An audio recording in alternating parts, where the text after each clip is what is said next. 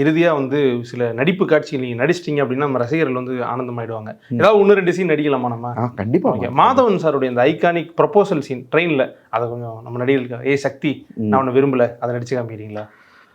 ஆக்சுவலாக அதை விட நான் என்னோட ஸ்டைலில் இப்போ லேட்டஸ்ட்டாக சிவகார்த்திகேயன் சார் ஒரு சீன் பண்ணியிருப்பார்ல.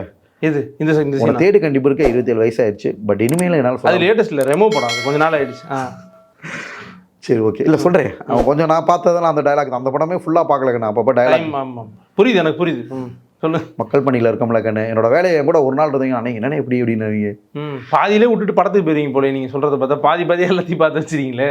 சரி அப்படி இல்லாமா, இது வந்து கடவுள் கொடுத்தது. நம்ம வந்து ஒரு ட்ராக்கில் தான் போய்கிட்டு இருந்தோம். திடீர்னு நம்ம வாட்டர்மெலன் சாப்பிட்டு ஆக்சுவலாக நம்ம ட்ரீட்மெண்ட் வீடியோஸ் தான் இனிஷியலாக போட்டுக்கிட்டு இருப்பேன். ட்ரீட்மெண்ட் வீடியோஸ் ரீல்ஸ் போட்டு நான் பேசாமல் என்ஜாய் பண்ணிக்கிட்டு இருந்தோம். அடுத்த கட்ட வேலை இப்போ அடுத்த கட்ட தான் நான் ஹாஸ்பிட்டல் கட்டுறக்கா ரெடி பண்ணிக்கிட்டு எங்கன்னு எல்லா பேப்பர்ஸும் ரெடியாக இருக்குது. இந்த படம் சிவாஜி ரஜினி சார் ஹாஸ்பிட்டல் அது கிடையாதுண்ணா, இது வேறு. ஸோ பட் அந்த ப்ராசஸை இப்போ ஸ்டாப் பண்ணி வச்சுருக்கேன்.